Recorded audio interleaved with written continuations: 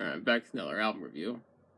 For the next 5 reviews, I'll be talking about some of the material from my favorite industrial rock band, Nine Inch Nails. And Nine Inch Nails are an industrial rock band from Cleveland, and they've been around since 1988. Trent Reznor started the band after leaving synth pop band Exotic Birds. I actually read online that although Trent does most of the lead vocals, guitar, bass, keyboards, synthesizers, piano, programming, and percussion for the music, he does get other people together when Nine Inch Nails do live performances. So I'm going to talk about the band's debut album, Pretty Hate Machine. This album was recorded between May and June of 1989 at 5 different studios: Blackwing Studios and Roadhouse Studios in London, The Right Track in Cleveland, Synchro Sound in Boston, and Unique Recording Studios in New York.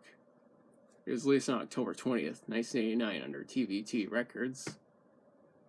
And this album actually had 5 producers: Trent Reznor, Flood, John Fryer, Keith LeBlanc, and Adrian Sherwood. I'd like to point out that this album is centered around industrial rock, industrial metal, synth pop, electronic rock, and industrial dance. One might notice how different this album sounds compared to the material that Nine Inch Nails made that came after it. Since this album has more of a synth-driven electronic sound combined with elements of rock and industrial. Lyrics contain themes of angst and betrayal, along with a recurrent theme of lovesickness. This album peaked at number 75 on the Billboard 200 and was eventually certified triple platinum by the Recording Industry Association of America. The little fact is that this was one of the first independently released albums to achieve something like that. One thing I need to mention is that the material from Nine Inch Nails has halo numbers. This album is also called Halo 2, while the song Down on It was Halo 1. But I'll get to that later. And now to talk about the songs. This album starts with Head Like a Hole. It's actually one of the more rock-oriented songs on the album. The lyrics are about betrayal and angst. We're online that Trent Reznor wrote the song in 1988 when touring with Skinny Puppy. The song wasn't recorded until the following year. It was actually one of the last songs completed for this album. The song was released as a single on March 22nd, 1990, and is often referred to as Halo 3.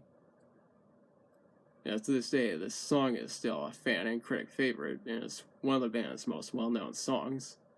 There are several artists who have covered the song, such as Korn and Devo, among others. There's also a music video made for the song, and I'll post a link in the description. And what's funny is that Beavis and Butthead were banging their heads when the video was featured on the show. And after that is the song Terrible Lie.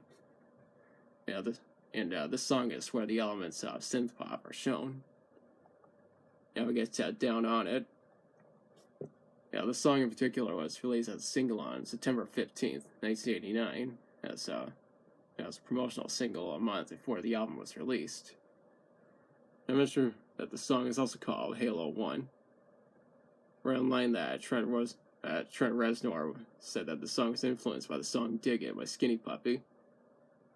I'd like to point out that although the song is centered around industrial music, there are some elements of rap rock. The song later got music videos directed by Eric Zimmerman and Benjamin Stokes. It was filmed on location at the Warehouse District of Chicago. The video was later released in September of '89. I'll post a link to the video in the description. Sanctified is what comes next. I really like how the song sounds, considering the fact that it's centered around synth pop. Something I Can Never Have is what follows. The song is mostly centered around dark ambient and dungeon synth.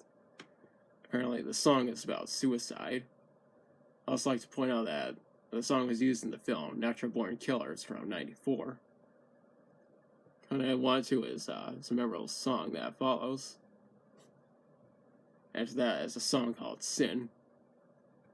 The song was released as a single on October 10th, 1990, and is often referred to as Halo 4. The song later got a music video that was directed by Brad Turnbull and was produced by Sarah Bayless. The video has a lot of dark and sexual content. I'll post a link to the video in the description. That's what I get in the Only Time Come Next.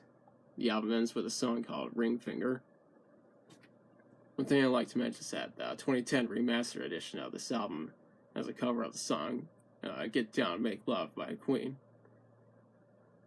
As you can see, it's not on this version of the album.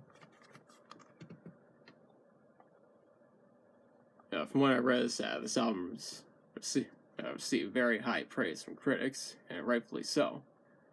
Another thing I saw is that Trent Reznor argued with TVT Records over promotion of this album, which is what led to him signing a deal with Interscope Records. We'll get to that next time. Well, Trent has always looked down on this album, along with its themes and production. Personally, I think this is a really good album. It may not be as good as as material that Nine Inch Nails did afterwards, but it's still a good way to start the legacy of my favorite industrial rock bands. I highly recommend this album. And that's all I have to say on this album. If you like the video, be sure to like, share, and subscribe. Now be sure to hit the notification bell to be notified of future uploads. And leave a comment if you like. Thanks for watching. I'll be back on Monday with another review.